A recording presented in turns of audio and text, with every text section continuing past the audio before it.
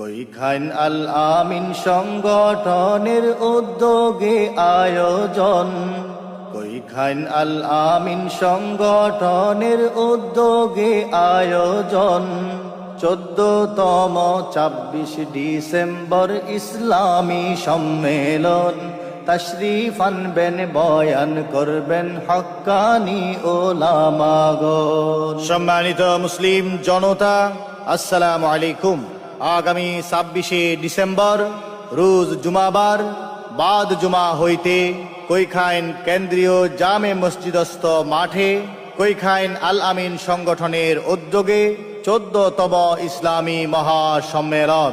সম্মেলনের প্রধান মেহমান হযরত আল্লামা আনাস সুলতানী সাহেব, পীর সাহেব নানুপুরি। তাফসীর পেশ করবেন মুবাল্লিগে ইসলাম মাওলানা মুফতি মাহমুদুল হাসান গুনবী সাহেব, ঢাকা। মাওলানা মুফতি লুৎফুর রহমান ফরায়েজি সাহেব, ঢাকা। মাওলানা আনিসুর রহমান যুক্তিবাদী, বরকল। মাওলানা কারি শোয়েব আহমদ, চন্দনাইশ। প্রধান অতিথি হিসেবে উপস্থিত থাকবেন বিশিষ্ট ব্যবসায়ী ও সংগঠক আলহাজ মোহাম্মদ জামাল উদ্দিন আনসারী সাহেব, উপদেষ্টা কৈখান আল আমিন সংগঠন।